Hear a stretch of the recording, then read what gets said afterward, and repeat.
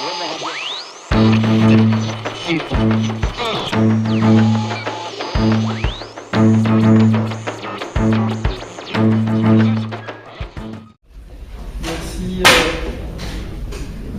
Madame la Présidente, excellents chers amis. Je souhaite m'inscrire dans la continuité de l'intervention de mon ami Jean Bricmont, que je partage entièrement, et apporter quelques éléments rapidement. Je m'excuse pour le style Telegram, ou aujourd'hui on dirait le style Tweets, sur le lien entre la paix et la désinformation. Le monde est inquiet de voir de plus en plus de guerres. On nous avait promis un nouvel ordre mondial de paix et d'entente. Les guerres se multiplient, fondamentalement parce que le système économique poussant à maximiser les profits avec la compétition entre multinationales, quand vous appliquez ce système, ça veut dire que ceux d'en haut font travailler ceux d'en bas pour le moins cher possible, le plus longtemps possible, dans les conditions les moins protégées possibles, avec une conséquence: quand vous avez bien pressé le citron, à qui vous allez vendre?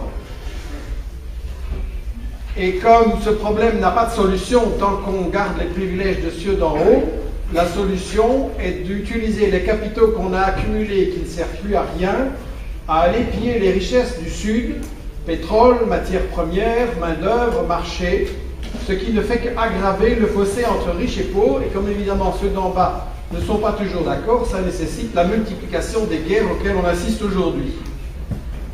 Ce sont des guerres pour les profits, des guerres aussi entre multinationales des grandes puissances pour priver les rivaux des matières premières qu'on veut contrôler et pouvoir exercer des chantages.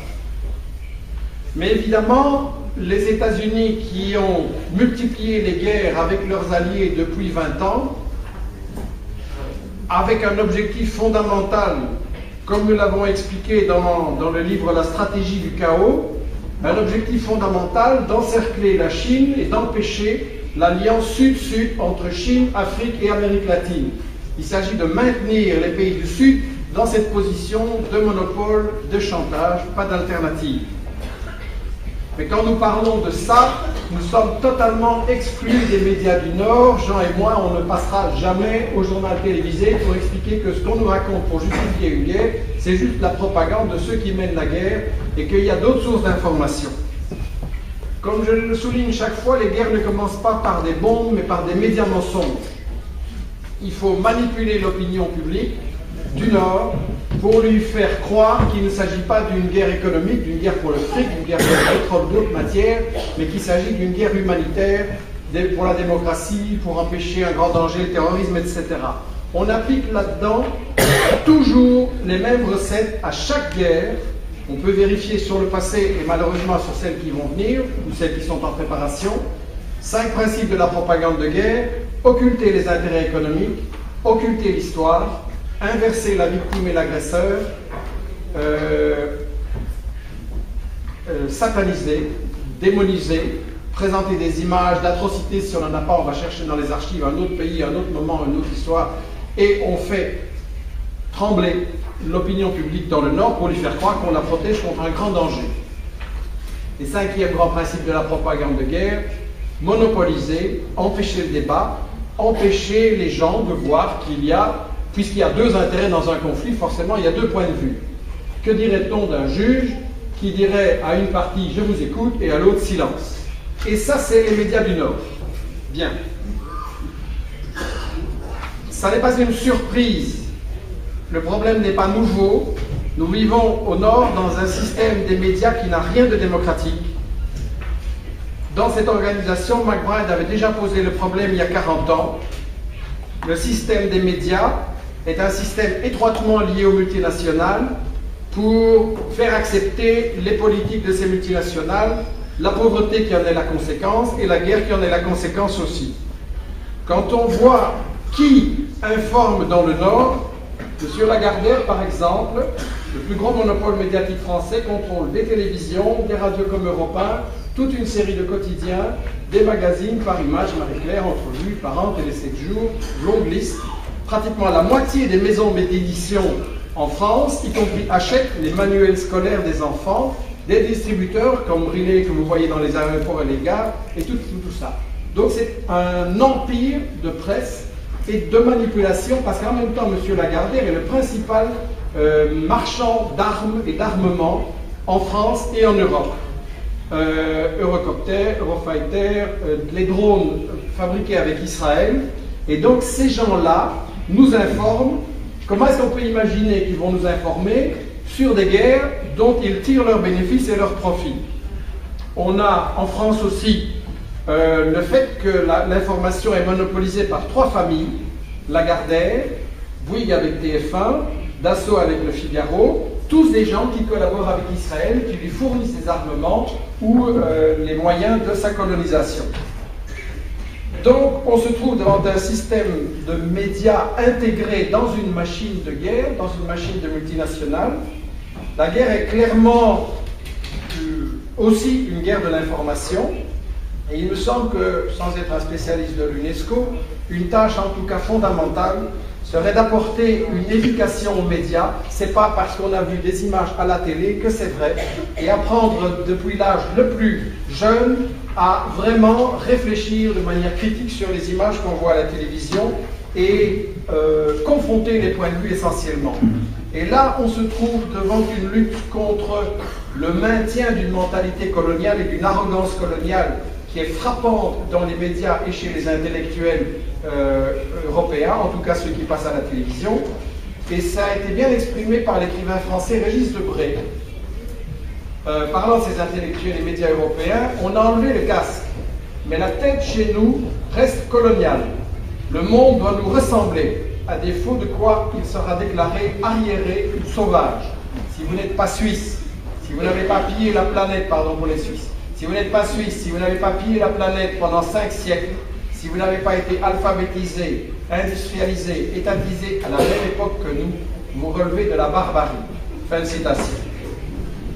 Comment est-il possible que les guerres se décident dans le Nord par 1% de la population, ceux à qui ça profite, contre les intérêts en fait des 99%, parce que les travailleurs n'ont pas intérêt à payer avec leurs impôts des bombes qui vont aller faire des victimes innocentes, et le monde sera encore plus instable après, et on mettra tous les gens en concurrence.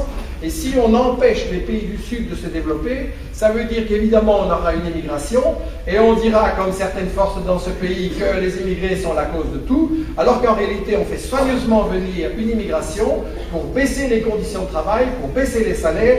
Et donc le problème, c'est que les travailleurs du Nord votent et approuvent des guerres qui sont contre leurs intérêts. La seule explication possible de cette tricherie, c'est la manipulation médiatique, justement. On leur fait peur, on leur fait croire un danger, on cache les intérêts, on cache l'histoire et on monopolise l'information. La question qui nous préoccupe tous maintenant, c'est comment résister. C'était déjà le problème posé par McBride à cette époque, et à ce sujet, je tiens à féliciter l'UNESCO d'avoir soutenu les Palestiniens et aider à rétablir leurs droits, et en même temps, ça veut dire que cette affaire illustre une contradiction terrible entre la volonté de libération et la volonté d'hégémonie. Comment est-il possible que la plus grande puissance mondiale puisse soutenir, y compris par le chantage financier, un État qui a volé la terre de tout un peuple depuis 60 ans, qui viole chacune des droits de l'homme dans la Convention des droits de l'homme. J'insiste, chaque article est bafoué. Comment est-il possible que la plus grande puissance de la planète soutienne l'État le plus raciste au monde? Ça nous montre qu'il y a une contradiction fondamentale entre la tendance libération et la tendance hégémonie. Je vais parler de la seule chose que je connais, je ne suis pas un spécialiste de l'UNESCO, mais si l'information est une guerre, si c'est la préparation de la guerre tout court, quelles sont les forces? Nous avons des médias du Sud, avec Télésour, avec Russia Today, avec certains médias chinois, etc. Ils sont, dans nos médias du Nord, entièrement exclus, discrédités. C'est l'application du 5e principe de la propagande de guerre, monopoliser le débat. De l'autre côté, qu'est-ce que nous avons au nord? Des petits groupes d'information alternatives, essentiellement sur Internet, avec un très grand potentiel, mais aussi un très grand problème économique. Je vais prendre le petit groupe d'information alternative qui anime le site michelcolomb.info, on s'appelle Investigation. On publie une newsletter qui a du succès, on a 10 000 lecteurs par jour, on publie des bouquins, on produit des films documentaires, le prochain sera sur le problème de la pauvreté et de la dépendance de l'Afrique. Et je conclus. Oui, je conclus. Une minute, je conclus. Merci. Le problème que nous avons, c'est que pour faire ce travail, nous sommes 3 personnes. 3 personnes. Et évidemment, nous avons 20 projets importants qui n'ont aucun moyen d'aboutir.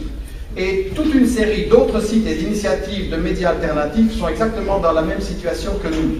Je pense que les solutions, très brièvement en une minute, sont une plus grande coopération entre les médias du Sud et les médias alternatifs du Nord. Il ne faut pas donner toujours la parole à l'establishment, il faut aller chercher la voix de la base, la voix des gens d'en bas.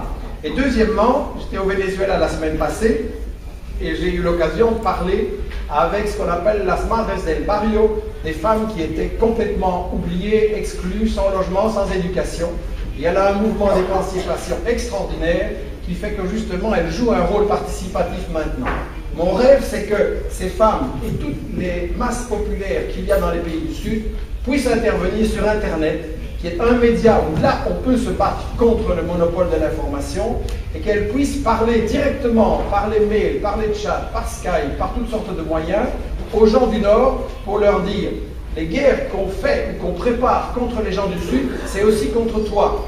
Et nous avons intérêt à nous unir et ce qu'il n'y ait pas la désinformation qui nous sépare, qui nous oppose et qui nous entraîne dans une série de guerres sans fin. Je vous remercie pour votre attention.